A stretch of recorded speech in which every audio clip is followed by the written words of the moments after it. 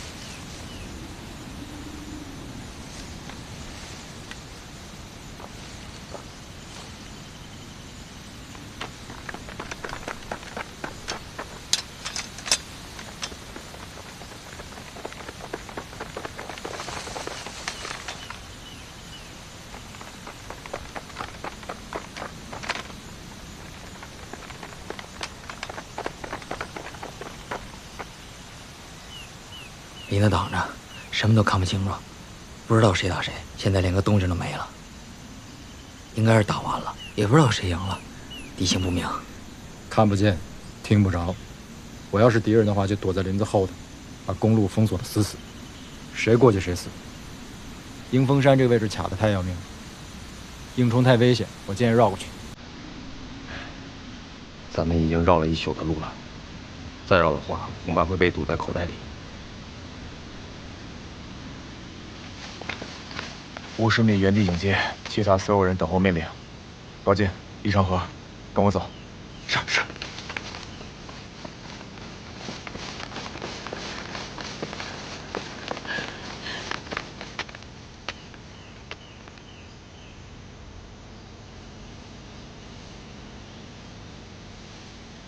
班长，这敌人咋绕到咱们后头来了？咋回事啊？小心没大错，一会儿万一打起来，跟紧了我。看这阵仗，这次敌人怕是不好砍。3排打佯攻，走正面，沿着路切过去。我带1排的2个班。我们从东面那条水沟底部摸过去，然后绕到树丛后面，重机枪留下支援3排，把全连的波巴沙调给我，让2排守住路口，做全连的预备队。机炮排负责指挥所有的重机枪和迫击炮，对3排进行火力支援。重机枪可以先打一练，进行一次火力侦察，然后补兵再上去。庙会失去突然性。20分钟后，3排会沿着公路2侧向树丛方向运动。如果敌人不开火，迫击炮和机枪就都不开火。等敌人开火之后，机炮排负责敲掉敌人的机枪。就这么办。马上出发。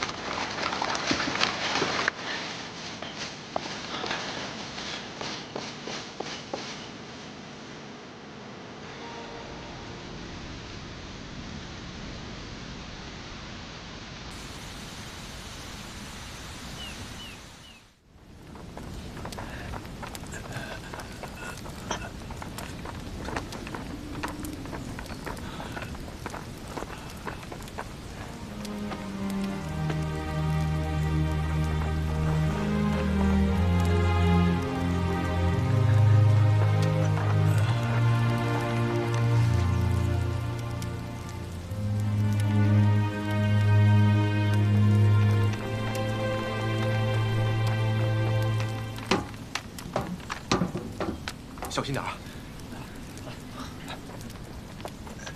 慢点儿。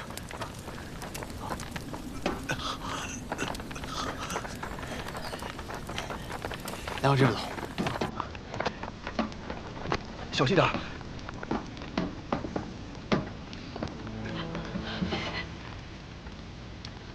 好，放下吧。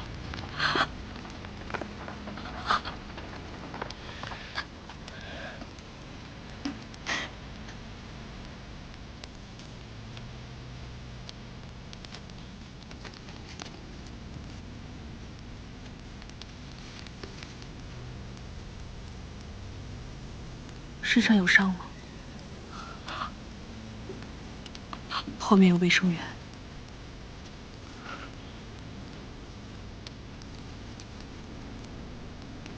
没大事，就破了点皮。这1宿过去就能结痂了，不会留疤。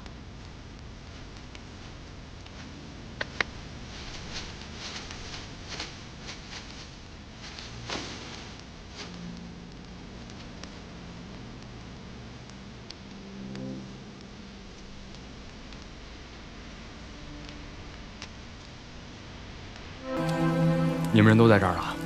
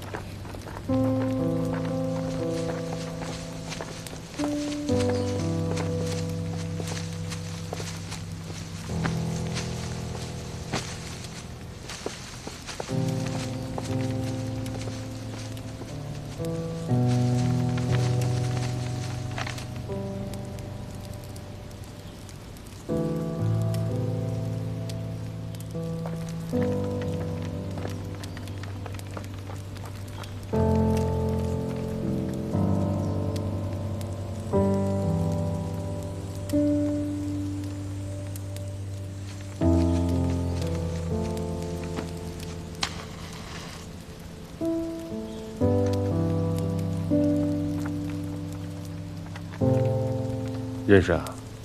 谁？啊，算是吧。老兵，从四川过来的。平西人，警察系的。他其实可以不用来的。他不会这么想。他想回部队，想跟自己的连队死在一起。他应该在真正的战斗中，像个英雄一样牺牲。有区别吗？至少他会快乐些吧。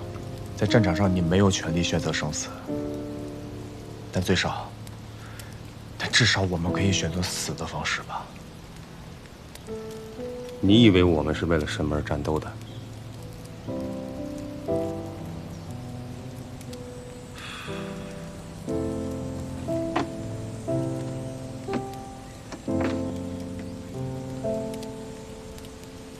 都长得跟花骨朵似的。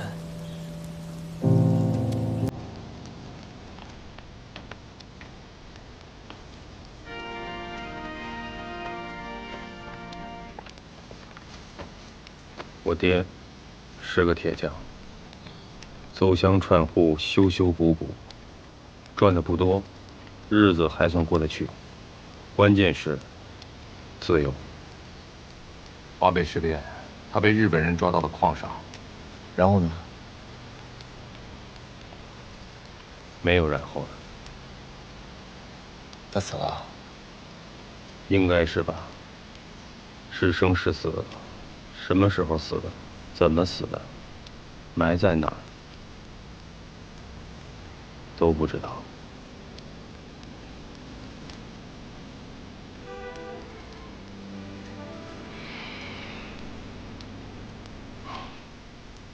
对不起。没关系。生在这样的时代，谁都没有自由，没有生的自由，也没有死的自由。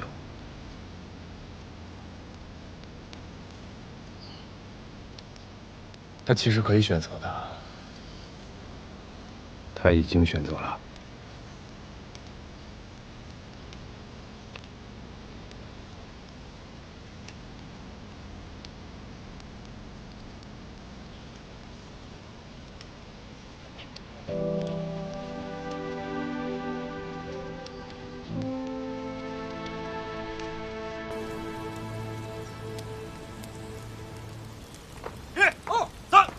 5、6、7、8、9、10、11、12。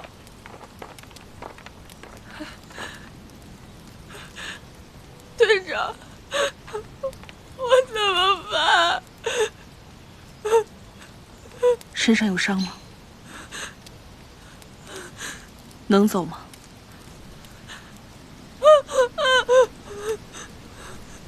那就跟着我走。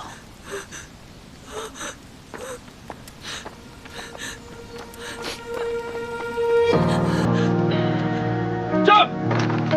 休克站！敬礼！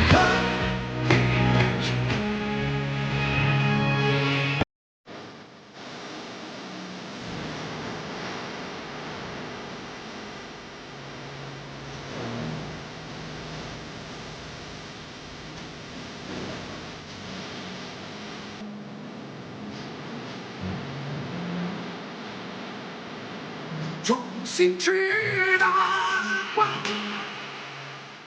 怎么了？还这么冷不对劲儿啊！从出发到现在，快2个点了，一句话没说过，口令也不下。带好队伍，注意隐蔽。是。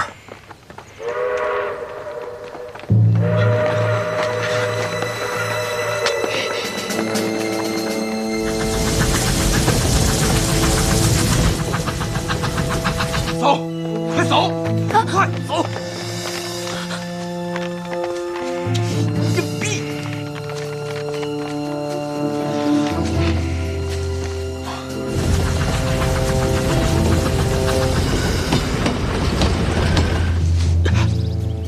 就跟着我，我走你就走，我停你就停，我蹲下你就蹲下。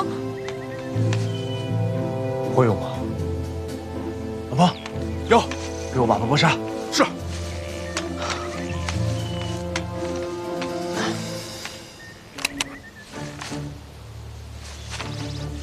找好了，后半击就能射击。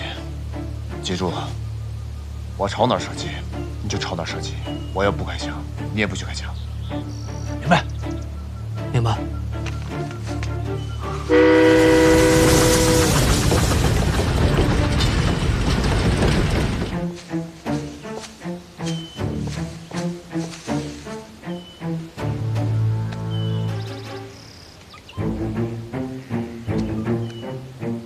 越怕鬼，越撞鬼。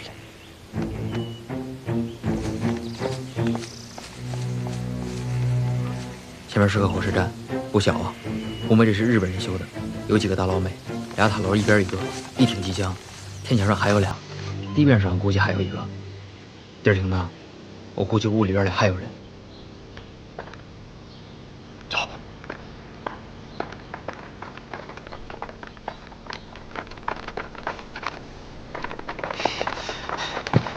至少1个班，1天点3连机枪，他们应该刚刚占领这里不久，兵力应该不多。大不大？天快黑了。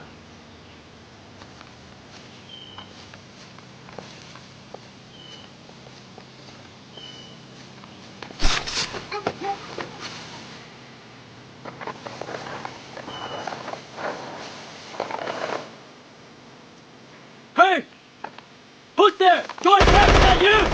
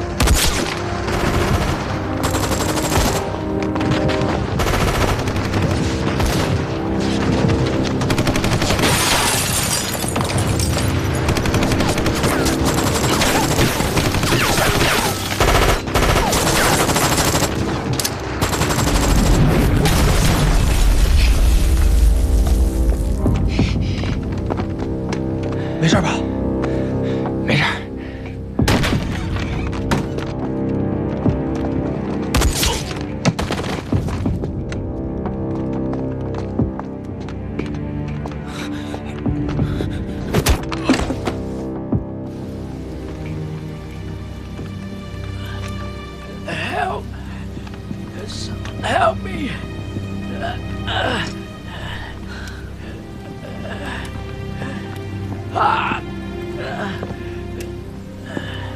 Help me.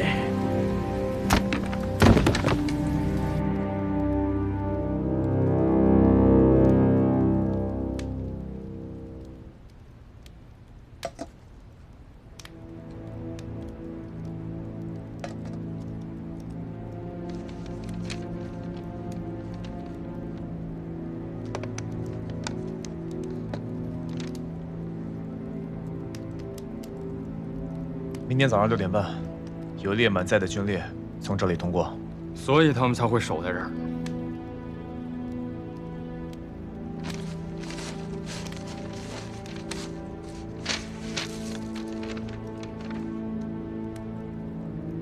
是24步兵师的特遣队，这列军列就是给他们送给养。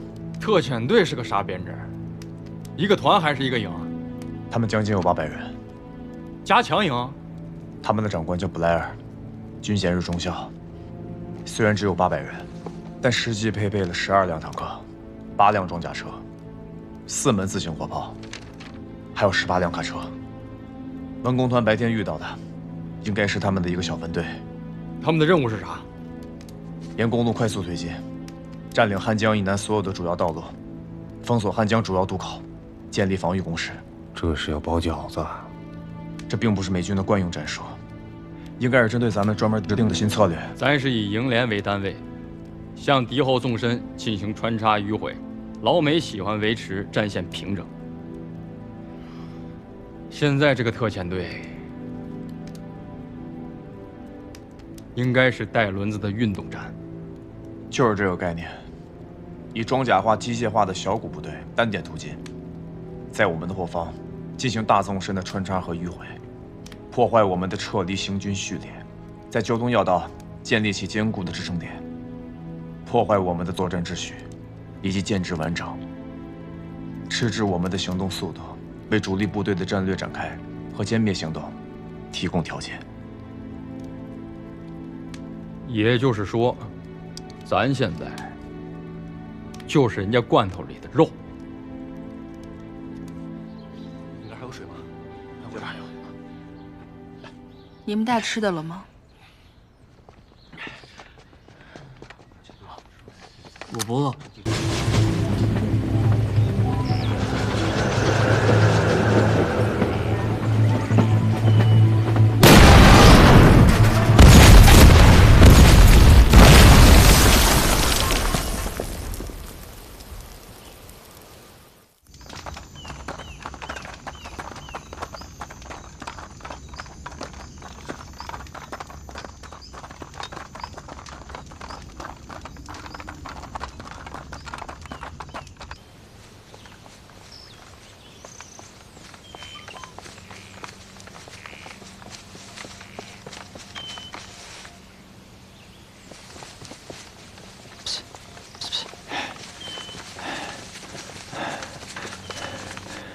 他们加岗了，公路上有宪兵、机枪店、暗哨，还有铁壳子，下边都绷着呢，估计不干一家伙咱过不去。美军还是南军？美军。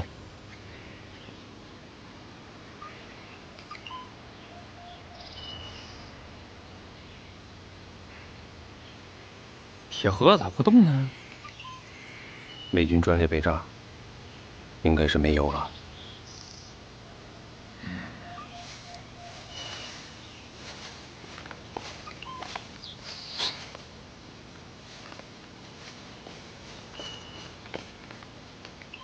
公路巡查很紧，火力搭配很密集，白天肯定过不去了。要想穿越公路，只能等晚上了。美军的速度很快，后续部队正在昼夜跟进。昨天碰见的只是一个特遣队，现在在这个区域活动的，很有可能是整个第24步兵师。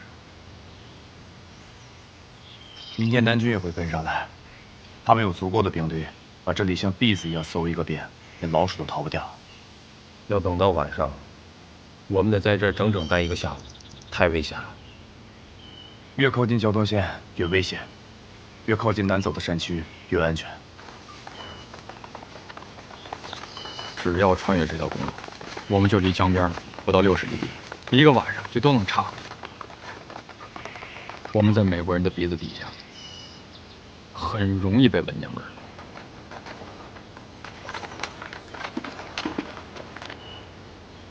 现在，我们需要找一个相对安全的地方当落脚点。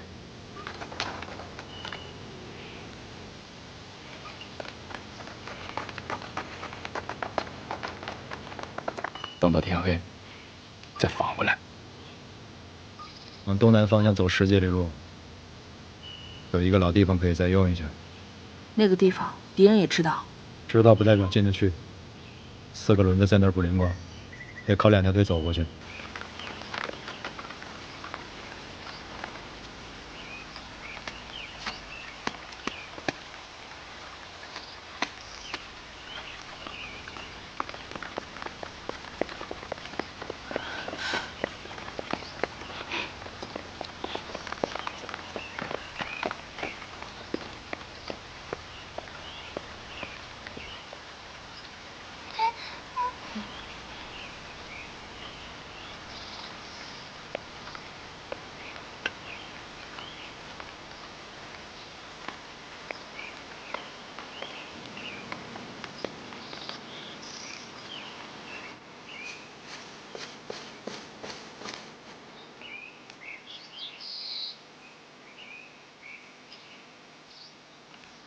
村子里有人。连长，我带些人下去看下情况。100负责警戒，让200去。3分懂朝鲜语，执行命令。去。是。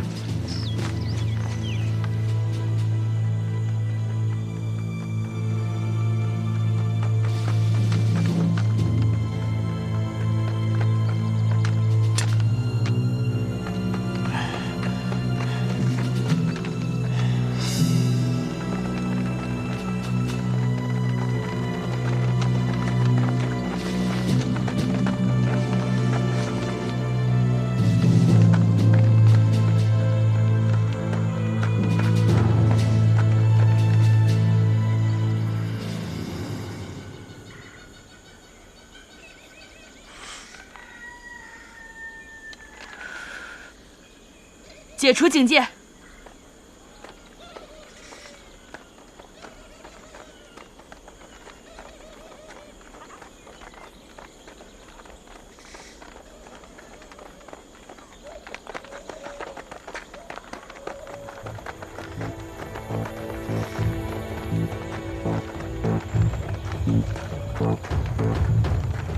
谁？쏘지 마요. 쏘지 마요. 무서워요. 걱정 마세요, 어머니. 집에 아무도 없어요. 남인 갔어요. 아들도 갔어요. 他说啥呢？他说他家里没有男人了，他男人走了，去军队了，他儿子也走了，也去军队了。村子里已经没有男人了。 갔어요. 괜찮아요. 일어나세요, 어머니. 저희는 아무도 데려가지 않을 거예요. 걱정 마세요.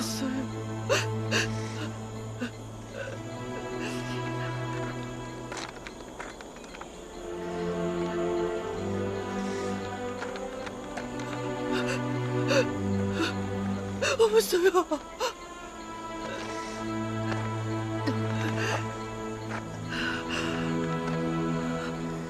원래 상과 김씨는 들릴 수 있어요. 그러나 거기는 없어요. 장영한 사람이 없어요. 걱정 마세요.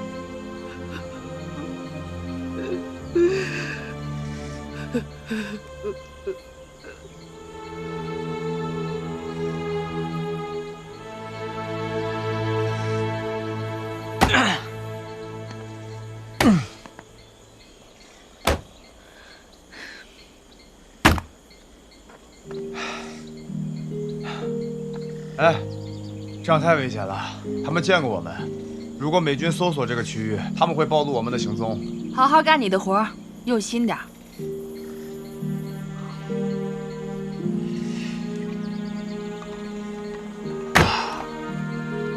真笨！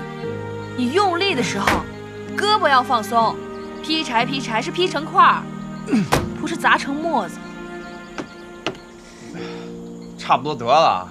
我是战车兵，又没学过砍柴，说的挺简单的。来，你来。你呀，就是思想改造不彻底。放着，我来。来，给我挑块大的。挑块大的是吧？我给你挑块大的。嗯。起开！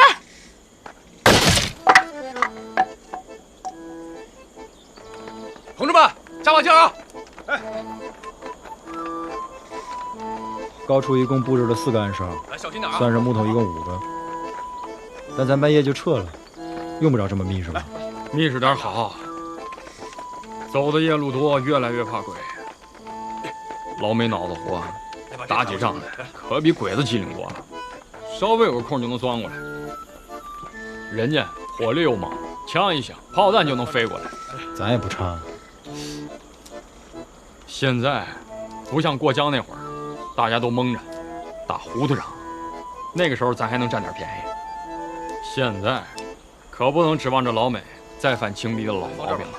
好。咱就干吧。当面锣对面鼓，就不信干不过他们。干什么干啊？你们俩听好了啊，这些暗哨是全连的眼睛，是最后一道保险索，千万不能马虎，听见没有？咱一排都是老兵，你放心。还剩多少铁丝网？命令，把村子周围给我围一圈，多设点半雷。去吧。是。抗大还教这个？陕北高原上面没有煤，也没有汽油，家家烧火做饭都得靠柴火。这些活计只要不行军作战，人人都得会做，不光我会，八爹也会。原先听说你们官兵一致，我还以为只是穿衣服一样的。不稀奇，八爹不光会劈柴，种地也是一把好手。伺候庄稼、种瓜、种菜，拿起来就干，干得比谁都好。边区有一年搞种菜比赛，他还拿过第2名呢。第2名，第1名谁啊？周总司令。谁？同志们，加把劲儿啊！哎。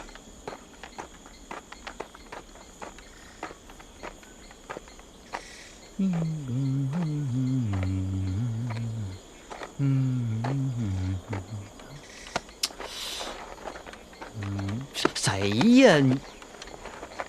哎呦，咋的了？网子呢？扔了。你再给我说一遍。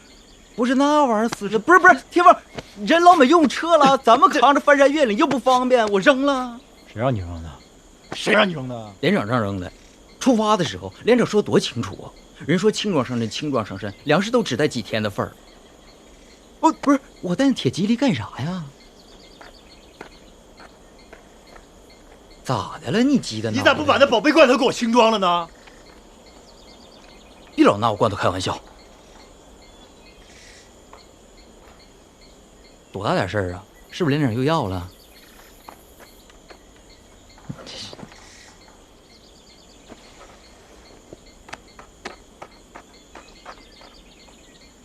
这事儿你先别慌啊。不是，咱们排不是没带吗？人3排带了，啊。滚！还。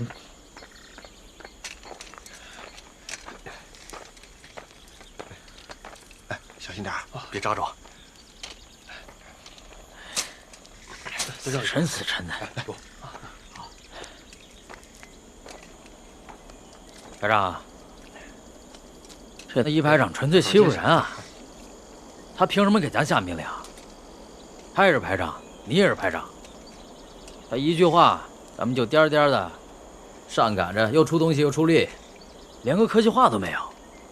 你瞅臭鲶鱼那个臭德行，要不是他们一般把东西扔了，哪有今天这出？弄得他反倒像是立了头等功似的。东西都搬来了？没呢，还有一批。全都搬过来。外布置2道，中间挖条沟。就带几个钟点，至于吗？咱们费了那么大劲把他们拉过来，让一班自己去扛。眼见天就要黑了，咱们现在不是安全地带，多一道防线就多一道保险，快点。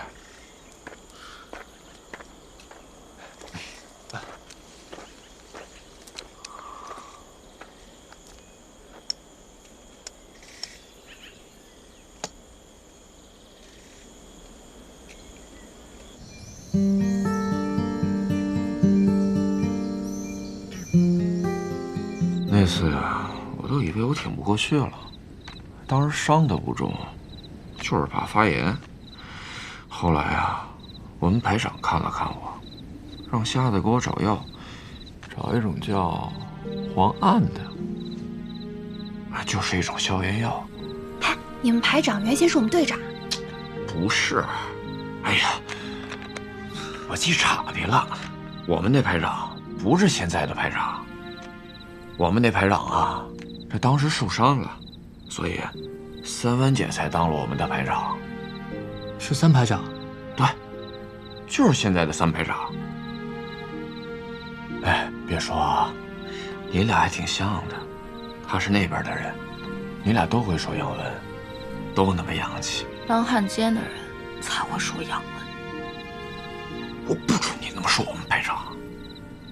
我们排长才不是汉奸呢，我们排长是战斗英雄，他干倒过3辆坦克呢，怎么就成汉奸了？又没人逼你说。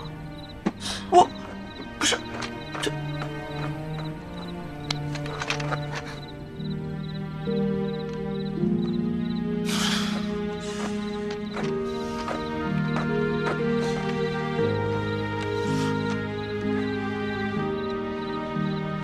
你别在意，他是冲我，不是冲你，更不是冲你们排长。当时我们晚上睡不着，我们又是一群胆大包天的孩子，大晚上趁着老师们都睡了，就翻墙头爬出去，沿着山路疯跑，一直跑到杨家岭上头去玩。陕北没有电灯，一到晚上到处都是黑漆漆的，只有杨家岭上彻夜亮着灯。没人管你们？有啊，保育院的老师们对我们都很好，只不过晚上累了，睡得迟，我们就跑出去了。我年纪最大，兰兰比我小1岁。哼，这2个小姑娘。兰兰可不是小姑娘，她是男孩子。你别打岔，我没说完呢。你说。我们夜里跑出去，跑到杨家岭上去疯跑、捉迷藏，烤白天藏起来的苞米，那可是杨家岭。警卫团的暗哨其实早就发现我们了，但不是敌情，就没有管。后来是中央管理处的人接到电话，才把我们抓回去。挨训啊？才没有。后来我们去了书记处的会议室吃烤红薯，直到保育院的凌院长亲自过来接我们。其实我们排长真跟你挺像的，他会吹口琴，你会吹喇叭。那不是喇叭，那是小号。小号？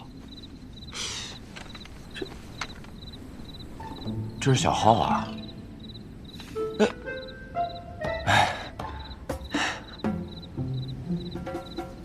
这吹起来比喇叭好听多了吧？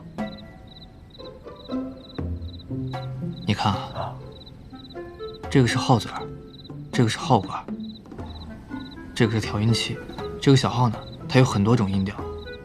像我现在吹的这个是降 B， 如果我要跟钢琴一起合作的话，那我就要升2个大调。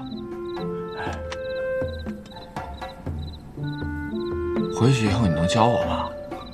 可以啊，但是小号吧，它学起来没那么容易。你首先得练气，然后呢，我教你认谱子。回头呀，我再教你几句英语单词。啊，行。我们还能回去吗？回得去，当然回得去了。我以后得让我们排长叫我杨文，你得叫我小号。哦。你说你爷爷中了秀才，然后呢？不是秀才啊，是光绪30年，甲辰科进士。过了1年以后啊，朝廷废了科举，他们那一科是最后一科，真正是受任官的，只有那么少数几个人，都是西学学得好的。我爷爷在北京待了2年，对时局彻底失了望，就回了四川。当时有些人在成都发起了游学预备学堂事务，他也报了名，但是他并不是为了出国游学，只是为了看看西学到底是什么样的精深学问。后来呢？乱世求学，哪有那么容易啊？咽不下这口气罢了。我爷爷在学堂学了几年，西学没弄明白，倒是因为他的国学底子厚，被学堂看中，当起了教书先生。直到保路运动爆发，他跟他的同学、同事都上了街，参加了保路同志会，被赵尔丰的兵用枪把把锁骨都打断了，到现在肩膀上还有个坑呢。哼，那算起来，也是老革命了。他对革命2个字是深恶痛绝的。我父亲当年要离家到广东考军校，被他关进祠堂里面抽了20大鞭，之后给我父亲定了门亲事，就是我母亲。当时就是在我父亲的婚宴上，当众立了家训，成家之后不得踏出家门半步，除非生个1儿半女，否则不会让他走的。你父亲离开后去了哪里啊？先是上海，报考了无线电学校，后来就有好多警察来家里面找人。我和我娘才知道我父亲他出了事儿。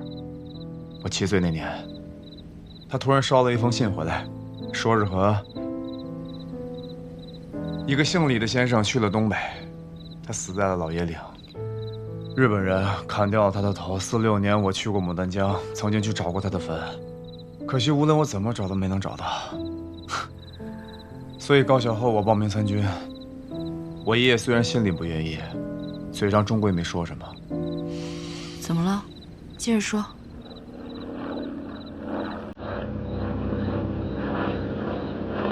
这什么呀？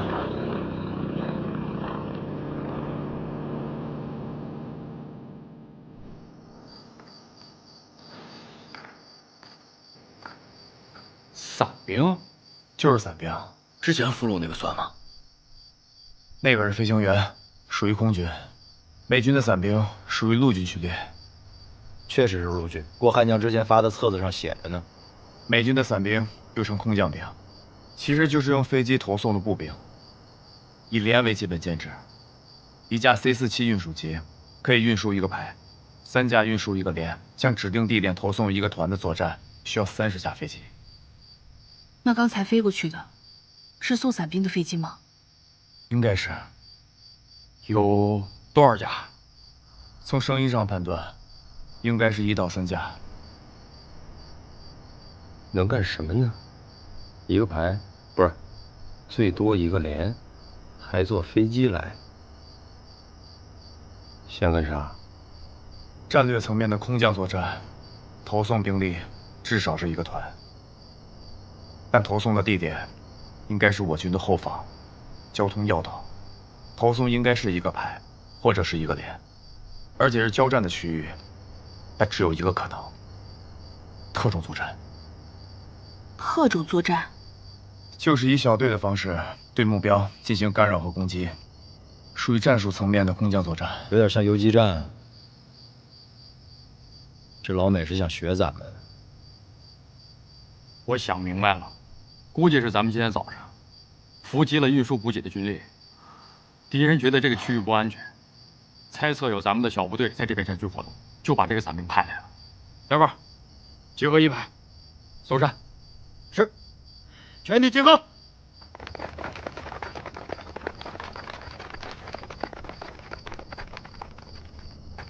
我觉得黑着天未必能找到人。能不能找到，找了才知道。连也好，排也罢，总不能放着不管让人打过来。就算是真有，那不管是一个连还是一个排，那得多少人？从那么高的地方跳下来，谁知道飘到哪儿？总不能说一个排捆在一起往下跳吧？你懂啥？醒醒，排长，嘘，快点，把大家叫醒。出啥事儿啊？快！起来，集合了，起来！醒醒，起来，集合，快！集合！起来了，快醒醒，快起来！集合！哎，班长，又出啥事啊？废什么话！排长命令，2排集合，快！集合了，快！排长，快从村子后面撤出！是。不要走门，走这边。走。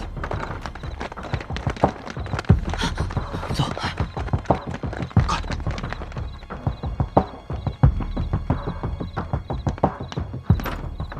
以战斗小组为单位，迅速撤离村子，注意阵型，不要掉队，不要密集。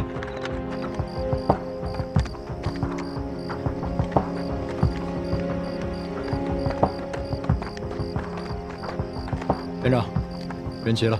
警戒哨报告情况了吗？派人去问了，还没回来。还没回来？我去看看。再开！不走！快走！速度快，走！快！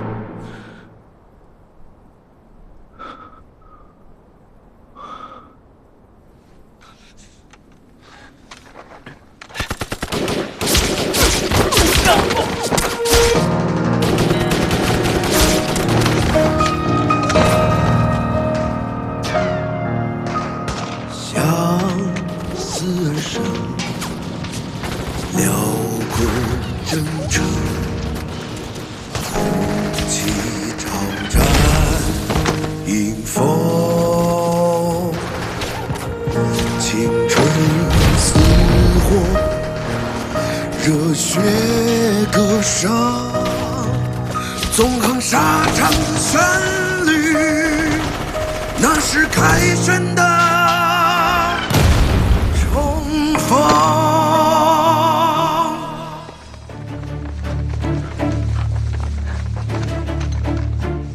排长，我带人进去搜一下。你熟悉地形吗？手榴弹，满山搬来。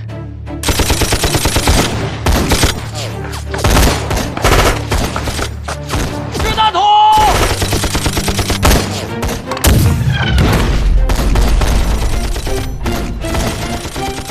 停止射击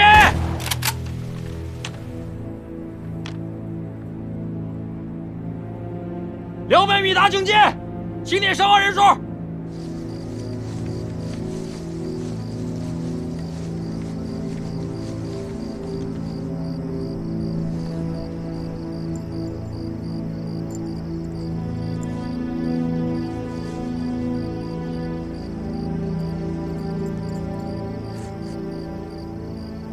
排长，枪声停了。8班向2翼放出警戒哨，7班、9班准备射击。机枪和掷弹头设置在那里。是。大成，什么情况？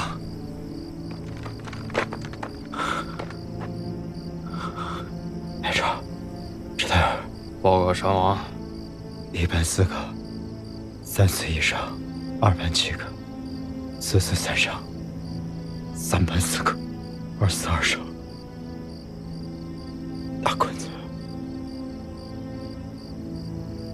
大坤子咋了？没了。赵和刚才就建议立刻撤出村子，转移。转移个屁！大成，听我的，咱们从这儿撤出去。5分钟不到，连个人毛都没看着。 就伤亡了16个人。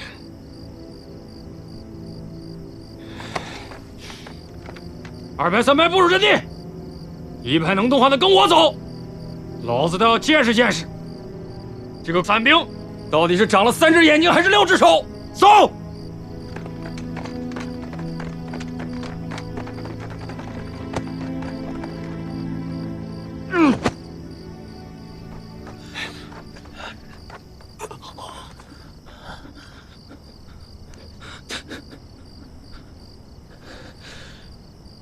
都得上毛病，中了没有？命还真大。啥意思？擦破9块皮，连轻伤都算不上。这不是你的血。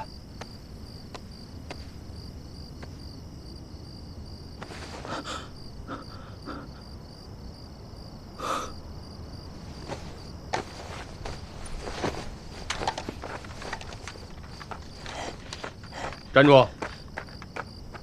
你要去哪儿？找连长跟天放。你去找2排长，看看2排的情况。我是1排的兵，那你就不是4连的兵吗？行，我服从命令。告诉赵和，不要擅自行动，听候命令。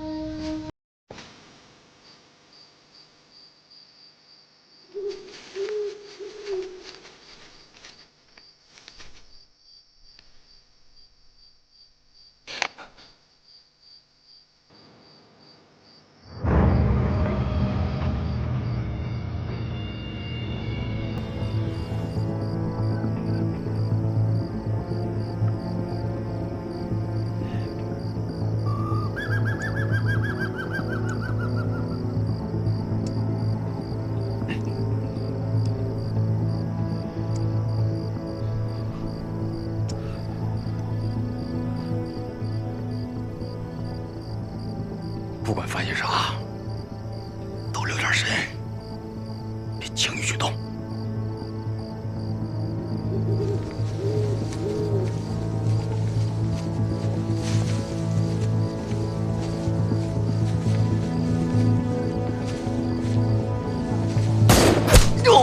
不许给我！石头，石头，背他回去。是。走。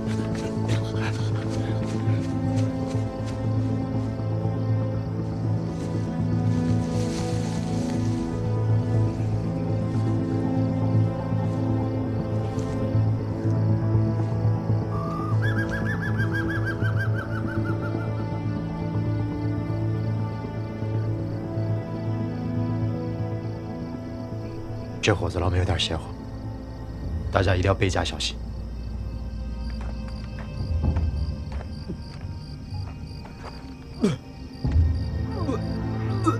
是一班长。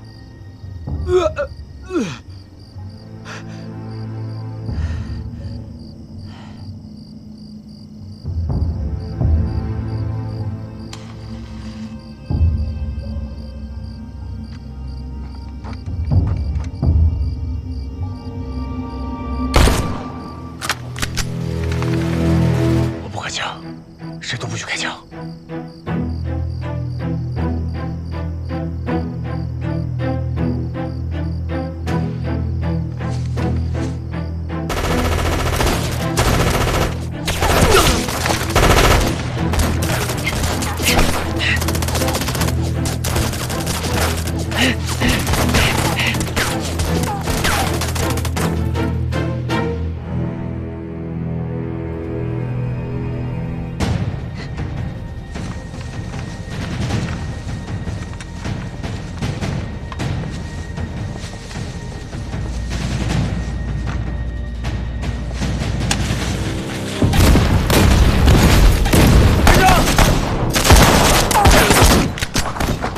是莫辛纳甘，咱们的人。3排交上火了。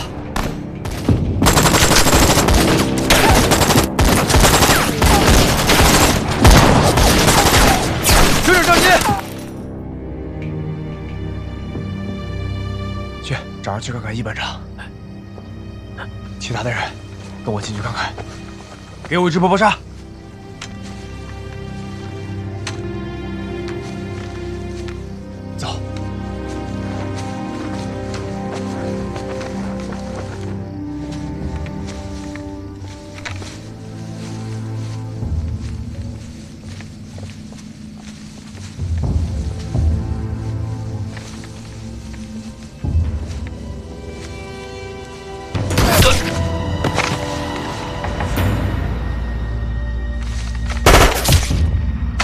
鞍山台城，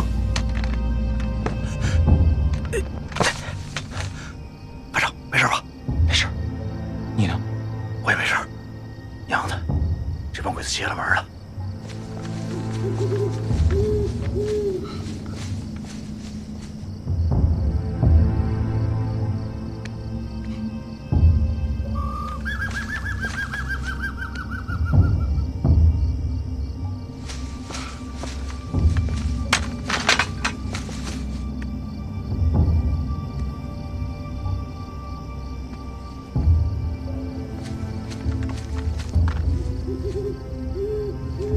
出啥来了？怎么样？没中枪吧？中了，吓死我了！可惜了，应该还能治。军衔最高的是个中士，看人好像不太多呀。也可能是还没完成全建制集结。齐班长，按照原先的命令，封锁树林边缘，任何对不上口令的都可以开枪射击。是。其他的人，跟我进去看看，注意四周，跟紧我。凡是我脚没有踩过的地方，尽量不要去碰。参谋长，我和指导员汇报一下情况。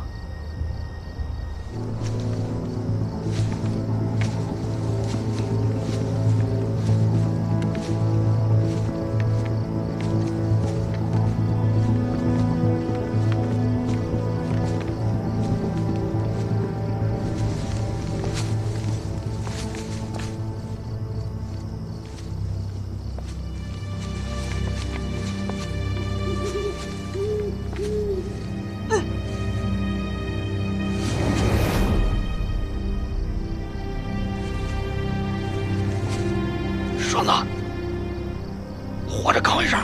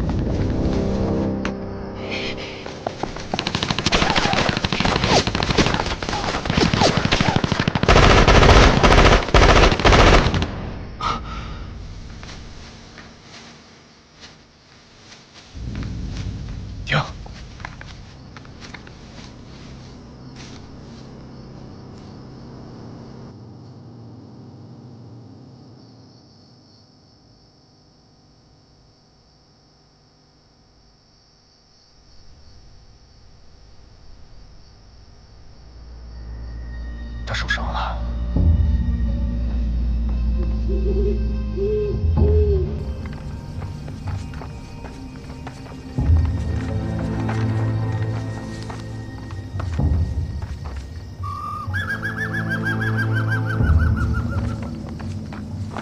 隐蔽！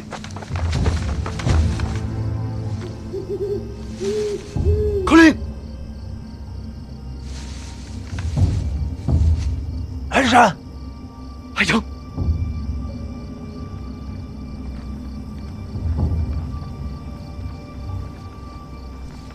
三排在树林边缘布置了阵地，他们从侧翼进攻，被打了回来，打了4个。杀破！掉下去了，我掉下去了，我就没有了，我醒过来，这就是我做的，我不知道，我什么都不知道。连长没事，没事，连长就在那坐着，没事，他不看我，我什么都不知道。一侧平滑整齐，一侧参差，应该是伞兵刀造成的。敌人到底是什么人？从 B 站上来看，应该是第11空降师的187伞兵团。兵力？从战斗情况来讲，来的应该是一个排。依据，如果来的是一个连，咱们现在就都躺这儿了。当然，也有可能是降落的区域太广，来不及完成集结。不过今年是满月，又没有风，按理说降落扩散的区域应该不会超过3公里。就算一开始没有集结起来，现在也该完成集结了。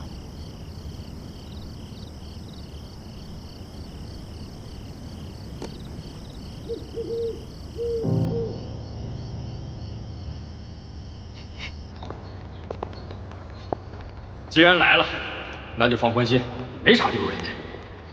连里像你这样的一大把。你放心，咱们部队有纪律，不允许歧视解放战士。你别碰他，求你，我要背他回家。不是你背他，是他背你。他背着我们所有人。不是，我不想跟你说话。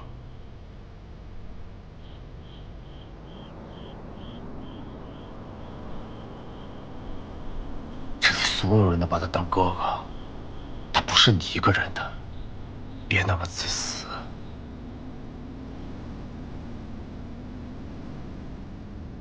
咱们的恩怨总得有个了结。你想现在办这件事儿，就给我一个痛快。你知不知道你在说什么？你要是不掏枪，你就滚。你要么掏枪，要么滚。陈天放！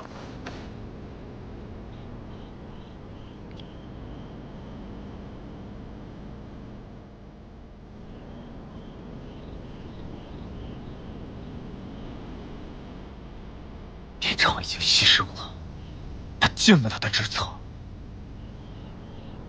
你是个活人，有活人该干的事情。你的兵还在等着你，看着你，你知不知道？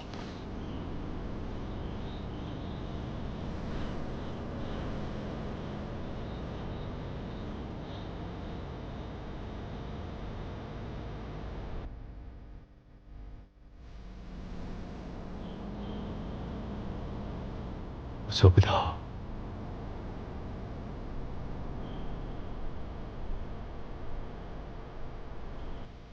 我就是个骗子。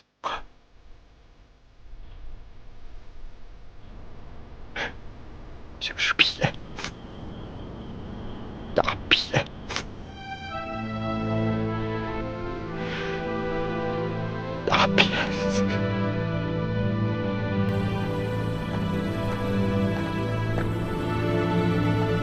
我就是个骗子。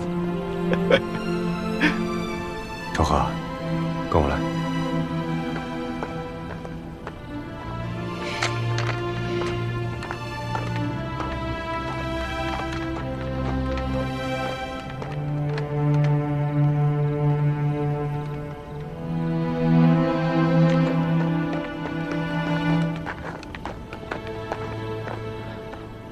下一步怎么干？有什么建议？这种独立执行特种任务的伞兵，应该会配合独立电台。明天天一亮，轰炸机就会来轰炸这个村子。他们会通过电台，随时通报我们的位置。从天亮开始，不管我们走到哪里，美军的飞机还有地面部队就会跟到哪里。大坤子，你这家伙的，给连长打前站，心里有点数。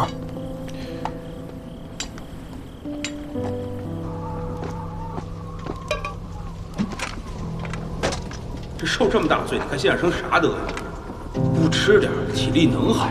今儿这条鱼太吃不进去。木头，他老家搁哪来的？公主岭。你去过没？没。回头去一趟，咱得认认门儿。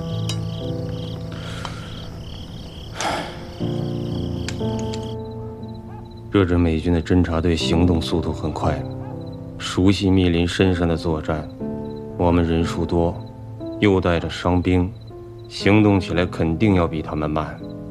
他们不用打，只要远远地盯着我们，像一贴狗皮膏药贴着我们。接下来我们就都不太平。天上有他们的飞机，地面上会有拦截，坦克、装甲车。他们要什么有什么。这么走下去，不用2天，咱们的人就死光了。为什么要走？把他们杀光了之后再走，走到安生，走得干净。等一下。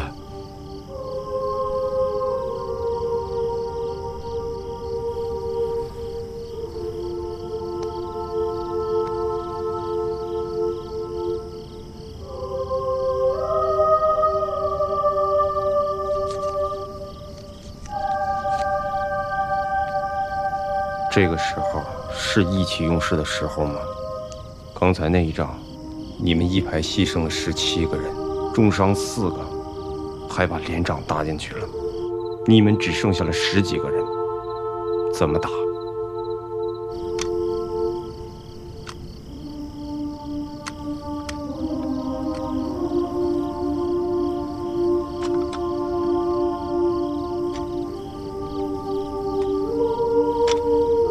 你排长职务虽然免了，可事儿你该管还得管，不能撂挑子。你是老战士、老党员，这种事儿就不用我再叮嘱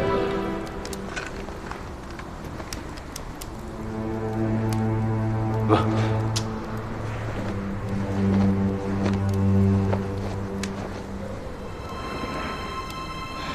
好好站岗。是。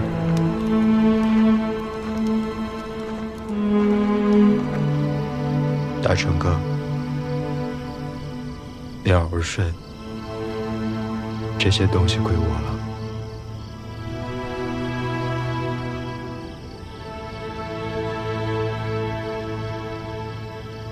一排没人，2排、3排、机炮排基本没有任何的损失。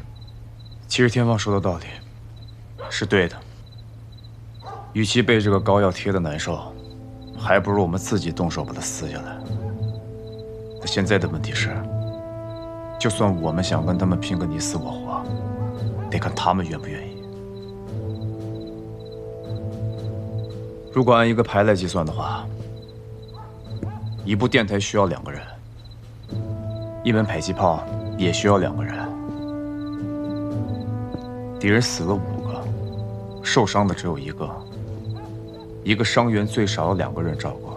那么现在敌人至少有11个人不能随时机动。按照一个排36个人计算的话，那么现在我们面对的敌人是25个。我们现在上上下下至少应该有90个人。你们都是打过游击战的，应该清楚，这种时候人数多并没有什么用。换作是我们的话，如果还有26个人，一定会发起攻击。但这不是美军的作战原则。那是什么作战原则？尽量集中火力，而不是集中人力。他们火力本来就不强。刚才在交战当中出现过 M1步枪、黄油枪、迫击炮，但没有出现机枪。美军伞兵不配机枪吗？当然会配了。勃朗宁点30是美军的标配，他们之所以不用，我想，不是不想用，而是因为一些特殊的原因，不能用。啥原因？枪坏了？也有可能是在降落的过程中摔坏了。所以对于美军来说，火力处于绝对劣势的情况下，发起正面进攻，是非常不明智的选择。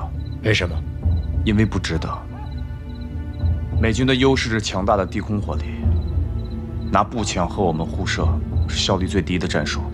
能用子弹、炮弹解决的问题，为什么非要用人力来解决？那我们现在该怎么办？我这不是做球，我也不想冒险，要确保主力部队安全撤离，这个险就不得不冒。全连按照原定计划撤离，留一支小分队拖住敌人。一排留下，我带队。不行，这场仗不好打。这帮玩意儿真挺难弄的。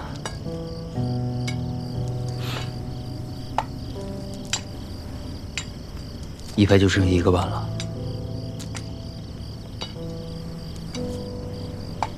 咱们这些个人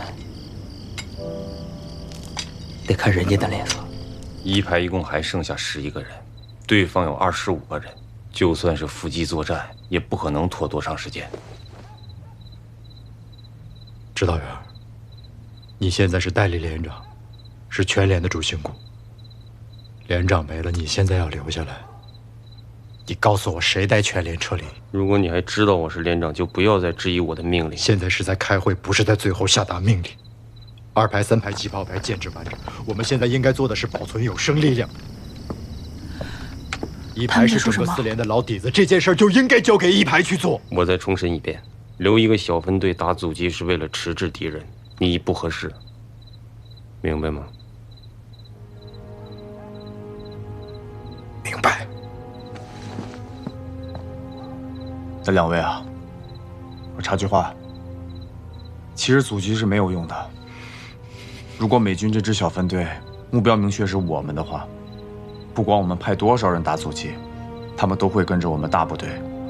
说句不好听的，他们完全可以通过电台派来2个飞机编队，一个轰炸阻击阵地，一个轰炸我们连主力。那什么有用？现在我们要抓住重点。现在美军的这支小分队，对我们最大的威胁，不是人员，电台。没错。破坏电台，所以人数一定不能多，留下来的人个个都要有用。那你告诉我，什么样的人才算有用？枪法好，擅长远距离射杀的，擅长野外伪装，懂英文的。5个人太少了，你再考虑下。人数多不利于隐蔽，袭扰作战，作战人员的配合才是最重要的。记住，等我们隐蔽好了，撤回所有的暗哨，全连立刻出发，向北走。小心点。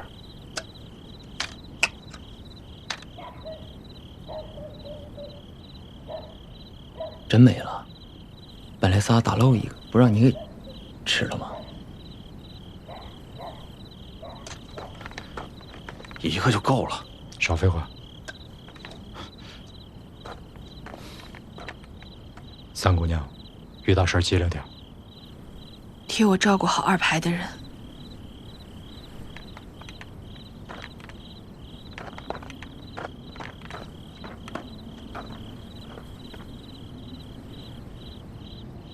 记住，你的命是我的。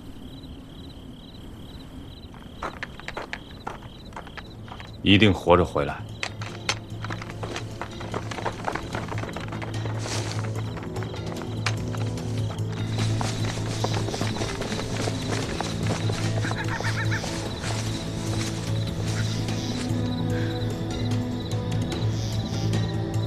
你没事吧？怎么这么晚？从认识你到现在，你这是第一次主动要求出任务。凡事总有第一次。他们走了，该行动了。木头，走。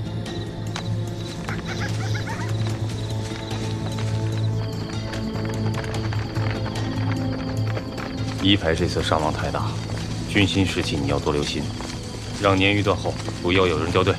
是。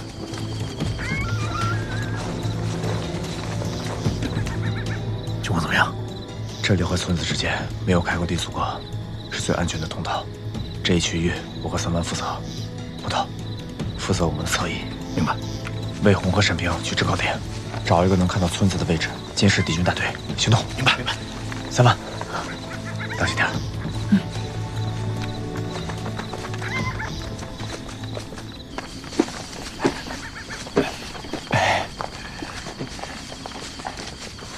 俺们家有种糖，苞米做的老甜了。哎，我跟你说，舔一口你都能美半天。那做糖的师傅是祖传的手艺。那时候日本子没来的时候，那大帅府的人年年来我们这儿买糖，一买几十斤。哪天给你整点啊？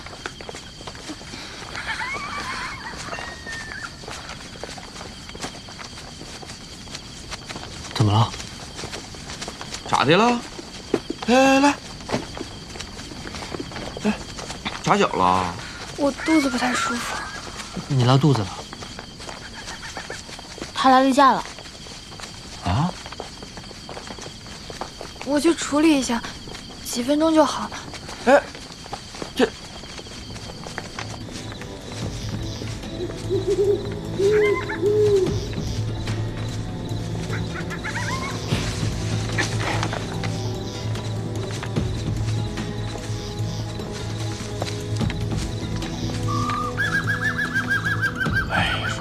啥情况啊？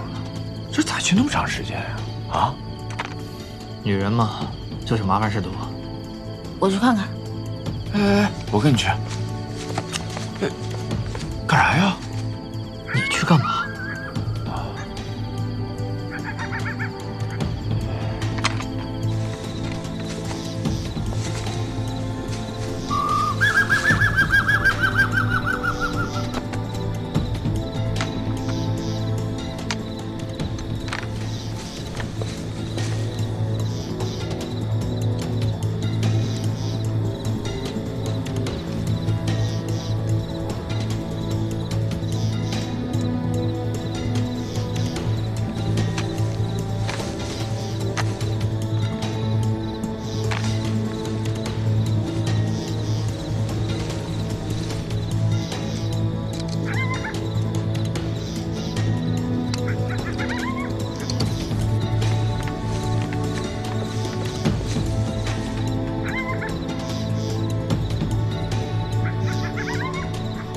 ？3下，2长1短，也是3下，2长1短。他们要上来了，注意点。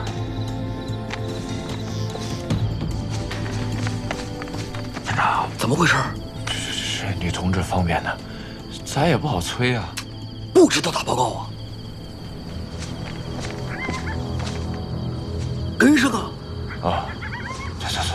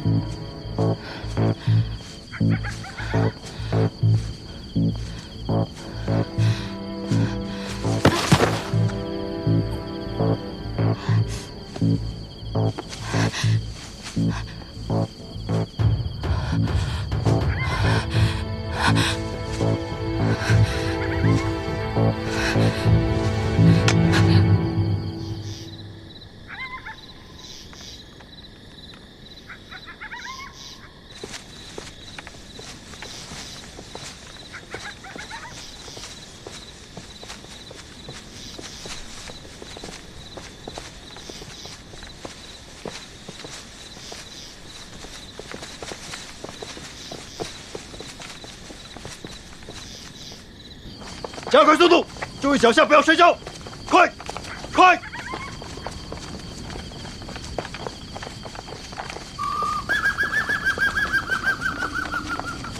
长河，几万血人吧？不少。高进，8班人齐吗？齐了。7班、8班都齐了。6班呢？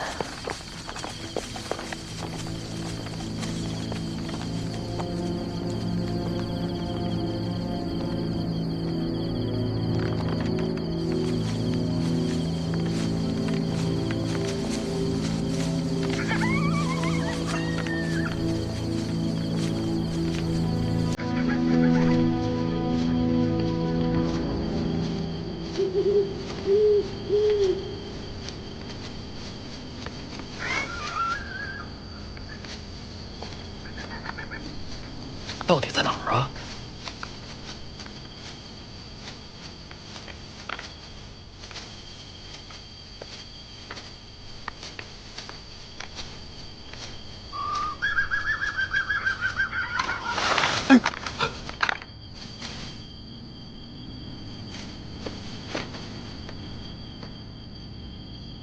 啥情况？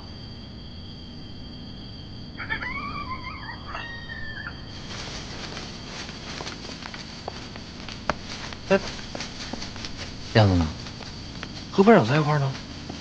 那你班长呢？小二回去哪儿了？回去找他们了，应该一会儿就上来了吧？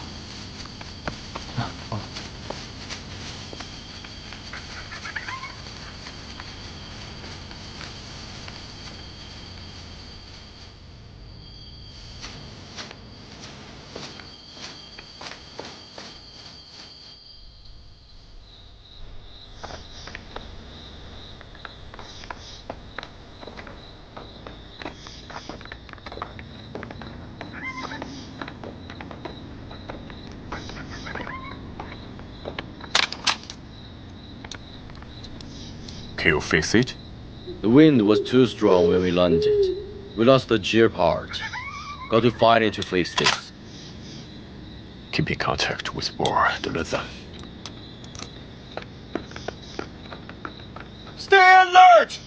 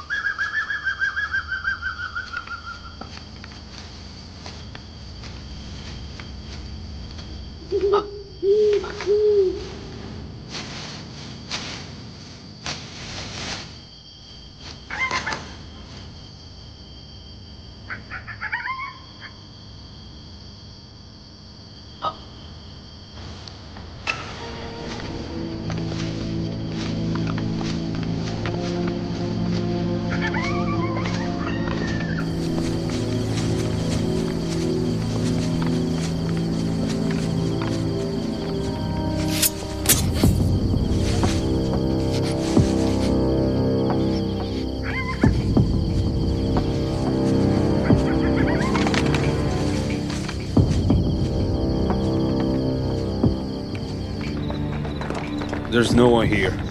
No Chinese, no Koreans. Philip found some clothes on the other side of the village.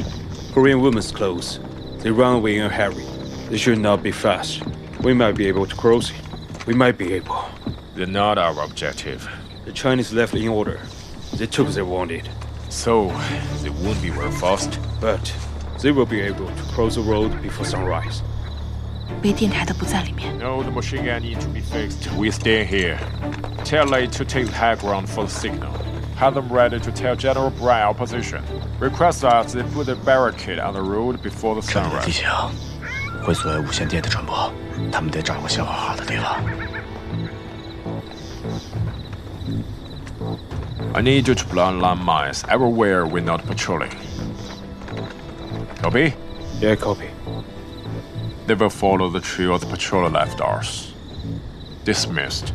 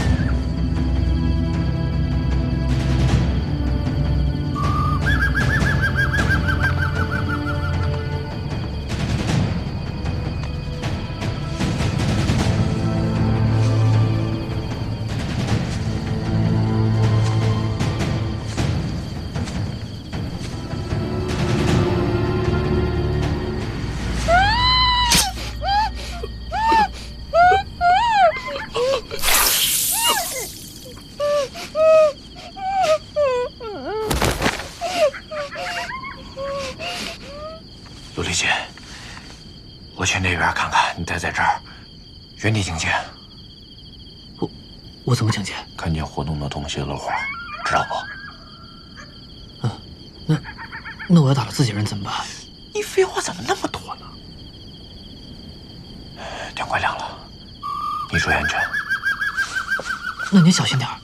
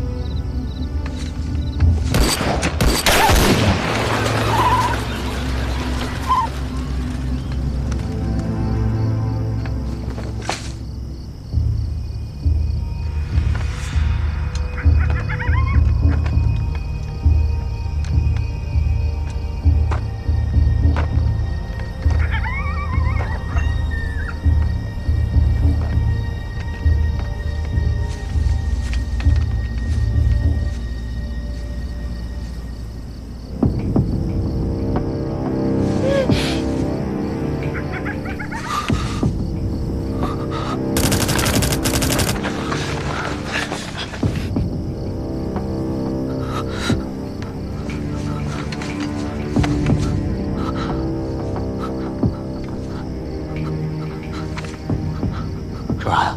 帮忙。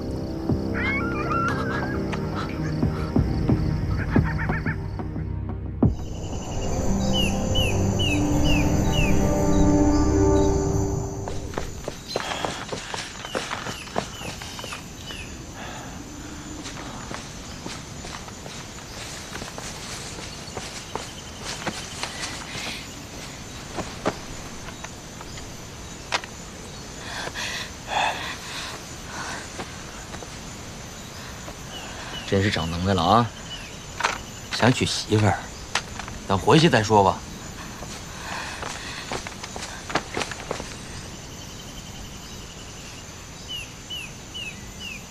你要没了，你妈谁养啊？用不着你操心，用不着我操心，我在这儿操碎心了。告诉你啊，这不安全，赶紧转移。干嘛去？我找班长去。那润莲也没有回来。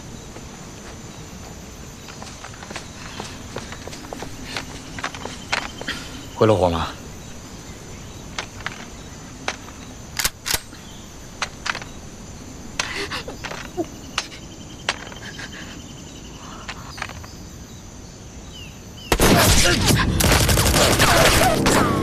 趴下，散开！你。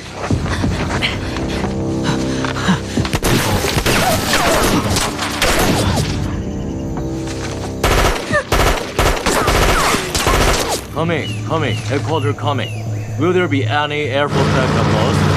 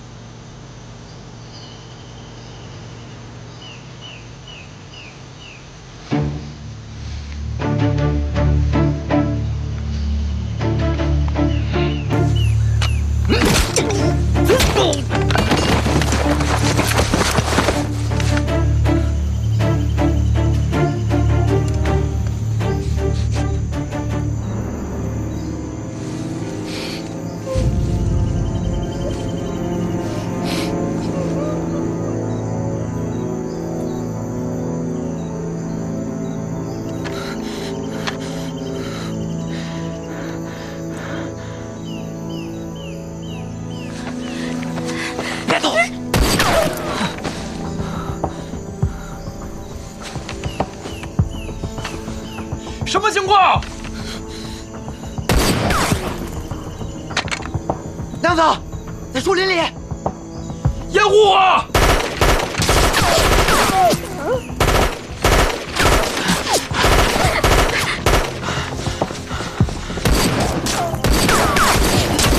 走，亮子。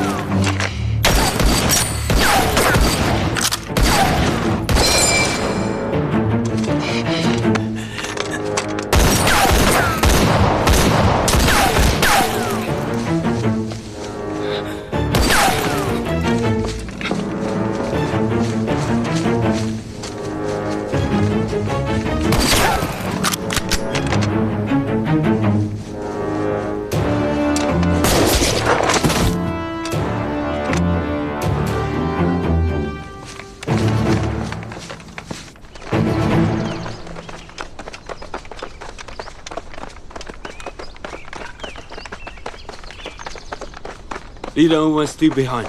They might have been in trouble. The terrain is bad. We gotta have a bad signal. We will get lost if Sheffield and Bo are both dead. No, we're close. I can practically smell the baked bars. The shouldn't send us here. This is a 24th Division mission. We are paratroopers. That's why they sent us. Bullshit! Based on what? Based on the fact that Matthew Riggle was a paratrooper? He belongs to the 82nd Division.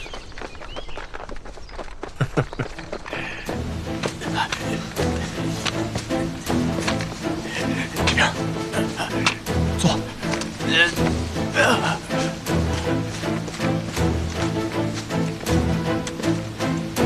三湾呢？他没事儿，枪是他打的。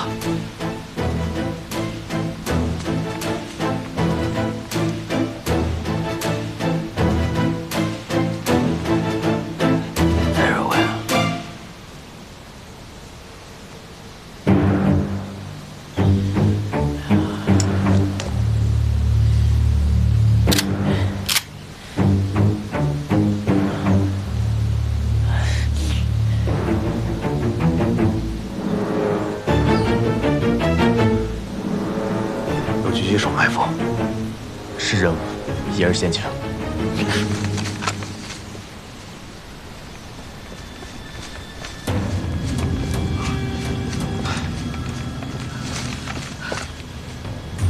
士兵牺牲了，狙击手，这家伙干的，连长应该就是死在他手上。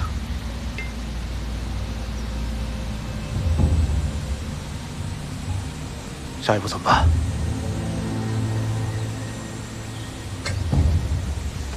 来，我背着你，我自己走，别废话，走。你们枪把别挂好，随时准备作战，服从命令。走。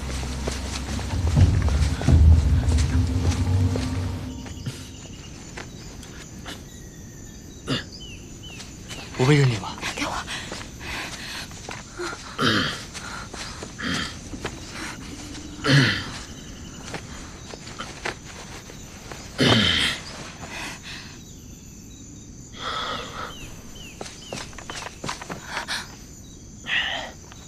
把老美的大八链还有二胡的波巴沙留给我。你们抓紧时间去追队伍，突围行动。指导员不会留下来等任何人，把他放下。你背着他哪儿都去不了。我背着他，不用你管。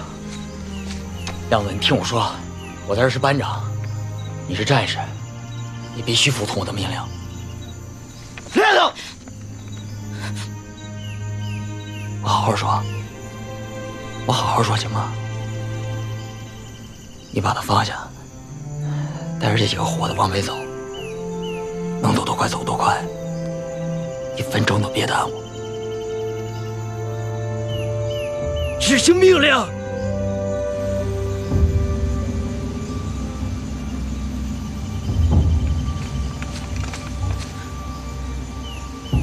咱们怎么走？狙击手还在，拿刀偷袭的人也还在，现在撤离不安全。我找不到他了。我要是你的话，现在最适合隐藏的地方在哪儿？天亮了，林子里不安全。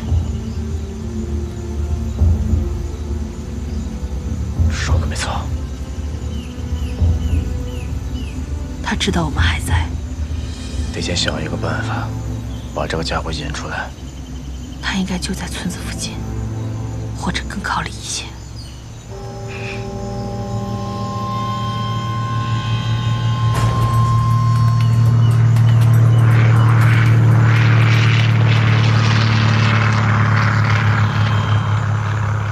那是什么？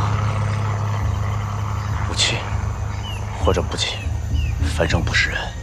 他们会过来取吗？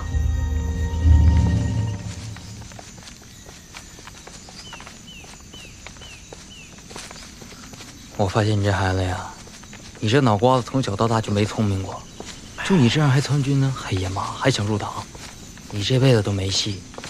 你知道你那入党申请书为啥没过吗？那是民主评议的时候我给你拦下的，我能让你过喽？你知道当支部会时我咋说的吗？我说亮子不是想入党，哎，我说你那是虚荣心。你看人家入党，你觉得好有面子，你就想入党。你知道啥？你这叫动机不纯。你说你都让我给你整不纯了，这玩意儿跟连长能让你入党吗？我就告诉你吧，你要让我活着回去，我这辈子都不让你入党，你听明白没有？干啥呀？你干啥呀，亮子？你把我放下！我再跟你说，那时候大街上恨你的人老多了，你说你披着个警察皮，谁能把你咋的？都出到500了，都没人敢碰你。我说我干，我在那个小屋顶上啊，拿个瓦片冲你脑瓜子飞过去，那血流的，我都没敢告我妈，但我心里老痛快了。能让你不痛快的事不出钱，我都愿意干。